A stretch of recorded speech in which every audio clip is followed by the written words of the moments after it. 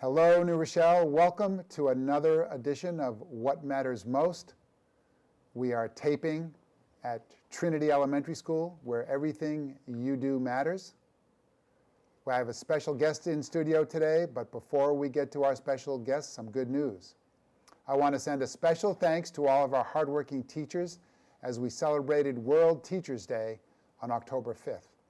We appreciate you and all you do for our schools and our children every day. We'd also like to thank our New Rochelle High School alumni who returned for homecoming. We had a great pep rally and a lot of fun. And now for some fun facts. Did you know that the largest pumpkin weighed over 2,600 pounds? And did you know that the sunset on Mars appears blue? Did you also know that the first Crayola crayon box sold for just a nickel? And finally, did you know that the Dominican Republic's national sport is baseball? I bet we all knew that one. And now I want to welcome our special guest, Gustavo Barboza, who's chair of our Social Studies Department at New Rochelle High School. Welcome on set, Gustavo. Good morning, Mr. Raymond. Welcome Thank you for back having to me. Trinity Elementary School. I know you're well familiar with Trinity. And, it's just so great to have you here, here in the community and, talk a little bit about for our viewers, who want to learn a little more about you and, the things that you really care about and are passionate about. Well, thank you for having me. And it's a pleasure to visit Trinity. I was the parent of a 5th grader who moved on to Albert Leonard, my son, David.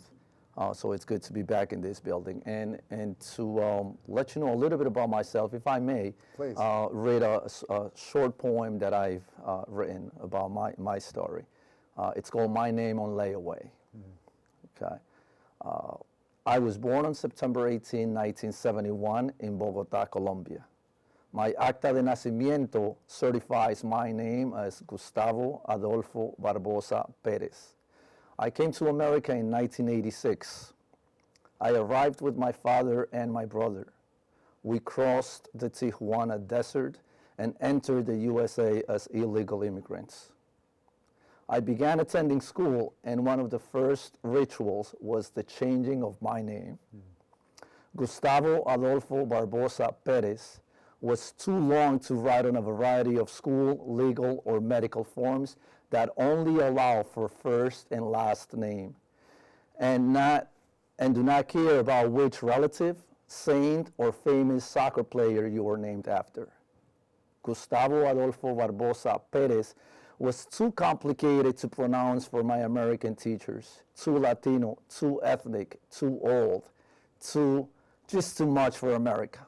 I was named Gus Barboza. My brother, Manuel Alexander Barboza Perez, became Manny Barboza. We were now American. I had to learn how to pronounce my own name, my new name, Gus. I didn't want other students laughing or making fun of my name. I didn't want to mistakenly tell people that my name was Gas or Goose. At home, I remained Adolfo to mommy and papi and to the rest of my family. At school, Gus, simply Gus. I am Gustavo. It was the name of my father. It reminds me of his struggles, resilience, courage, and hard work. It is who I am. I am Adolfo.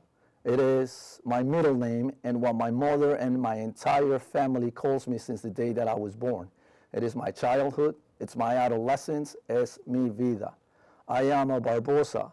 I cannot deny the entire history and existence of my shoemaking family. I am also a Perez, my mother's last name, half of who I am, and equally important. Gus does not live in my home. I am Gustavo Adolfo Barboza Perez.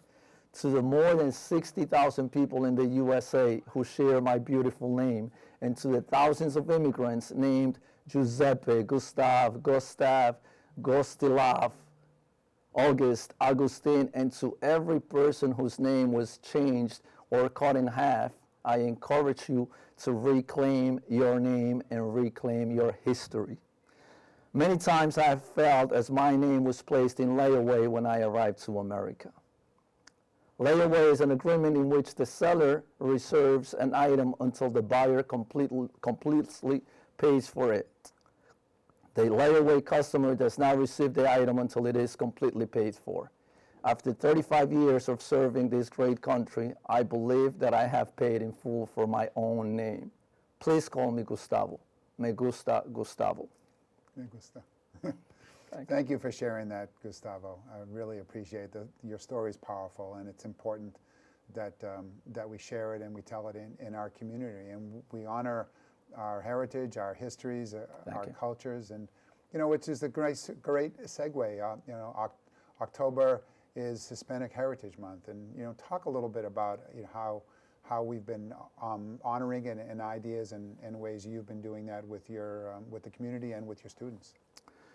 So as we know, New Rochelle is a city of immigrants since 1688, when French refugees arrived. This city has welcomed many, many immigrants. And the latest wave of immigrants many of them have come from Latin America. We know that we have over 5,000 of our students who make our district a better place by attending our school, by choosing to attend our schools. This year at the high school, the Social Studies Department and the English Department have come together to celebrate Hispanic Heritage Month, and we have a number of events, but I'll highlight two of the main events that we're having. We've decided to do panel discussions because we are an academic institution. We wanted to take the approach of having panel discussions. The first one is going to take place on October 14th between 12:30 and 1:30 p.m. at the Linda Kelly Theater. And the theme of that panel discussion is Latinos in College, from Application to Graduation. We have invited Ms. Marlene Lara, Assistant Director of Admissions at Monroe College. We have some of our students. We have a parent being part of that panel so that they could talk about their experience as a parent in applying, selecting a college, and sending their children to college. So that's one of our panel discussions. The second panel discussion is called Living in Two Worlds. No soy de aquí, ni soy de allá. Not fully from here or from there. And having a conversation about what is it to be bicultural in America, to the experience that many of our students and families have of living in two worlds and not being sometimes too American for the, let's say, Mexicans, or too Mexican for the Americans. And that experience, that struggle, or that beauty, that richness of living in two worlds and being bilingual and bicultural. So that's going to be the highlight of the events that we're having at the high school. That's great. Now, Club Day at the high school is a very important day as well, and I know you talk a lot about, and we've had conversations about the importance of civic engagement and really getting our students engaged and involved and aware and active. Talk a little bit about, beyond Club Day, how you're approaching it with your teachers. Civic engagement is the reason why we exist as a social studies department, and that's an area of concentration for us this year. With the work that we do, we know what we teach. We know when we teach it and how we teach it, but we have to ask ourselves, why do we teach? Why social studies? Right. And the answer to that is simple. We want our students to get involved in their community, to be involved in the world, to make this a better place, to understand that how to analyze what took place in the past, to make the present and the future a better place for all of us. So that's the reason. That's our why. Why social studies? It's the civic engagement. Right. How do we get involved in our community? Otherwise, we're just teaching history. And in addition to history, we are social studies teachers. So that civic engagement component will be an area of concentration for us this year. After COVID and everything else that has happened, how do we, in the different grade levels, the different classes that we have, how do we encourage our students to get involved, to find a social justice issue, to find a cause in which they could get involved, and how to get in touch with their elected officials. how to get involved in non-for-profit organizations, how to advocate. That's the concentration for us this year. What's your sense of over the last few years, and particularly now that that student interest and activism and voice? Have you noticed any changes? Yes. So I've been an educator for 29 years, and in the last 5 years or so, I think that the Black Lives Matter movement has really awakened our young people. And now they see a movement which pertains to all of them, to our society, to our community, to our country, and they see athletes getting involved. They see politicians getting involved, and they see young people. This is not a moment, this is a movement. And many of our young people have been part of that. Today I had an activity in my class. I teach a class which is called Sports and Social Justice. And students were asked to identify the social issue that they identify with the most. And I will say 90% of my class selected Black Lives Matter. Yeah, and their voice is so important. I'm always reminded that when we give students voice and when we ask them to be involved and engaged, we may not always agree with them, right? Correct. But that's not the issue. The issue is we're getting involved. You shared something with me earlier about your perspective, being 14 and being 24 years old. Do you want to share that story? Because I think it's important for all of our parents to, who are listening to sort of, they can relate. So I mentioned that, sometimes it's relationships among teenagers and parents can be difficult. Right. And somewhere I read that when I was 14, I used to think that my father was an idiot. When I turned 24, I was amazed of how much he had learned during the last 10 years. I've been told that myself. Talk a little bit about civic engagement, education as an avocation, a calling, and then democracy.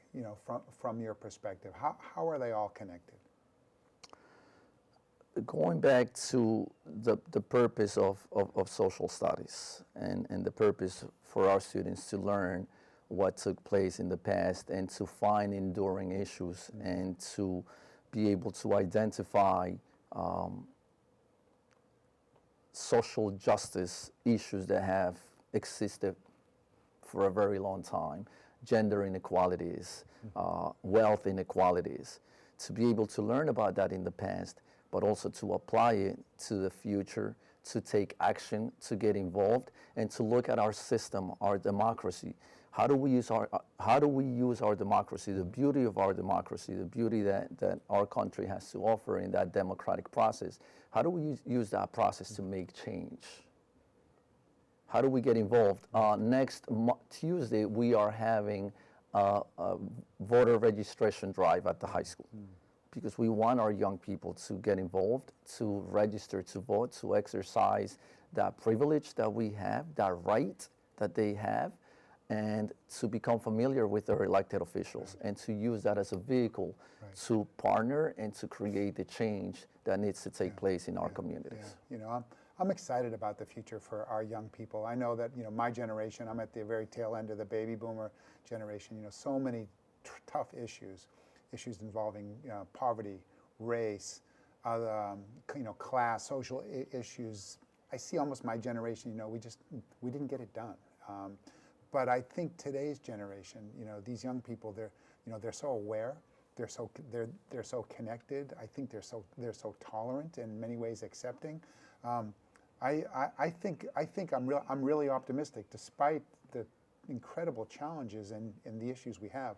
I think our young people are going to get it done, right? So am I, and these are the conversations that I have with my students when they will tell you, and my class is talking about social justice and social issues, and students will clearly tell you the conversations that I have in this class, the opinions that I offer in this class are many times different than the conversations that are taking place at the dinner table. My parents, my grandparents, uncles may have different opinions, but they didn't have the luxury that I have to be in such a diverse community, to grow up with a diverse group of friends. So yes, I think differently from my parents or my grandparents. So I think this is the generation that's going to get it done. Yeah, we're going to let that be the last word. Thank you. Gustavo Adolfo Barboza Perez, thank you for being here today. Thank you for the opportunity. Thank you for all that you do every day, in our schools, in our community, on our soccer field, making a difference and really inspiring our young people. Thanks for being here. We look forward to having you back again soon. Well, there we go, New Rochelle. Another edition of What Matters Most. Wishing you a great rest of your day, and stay tuned for another episode. Thank you.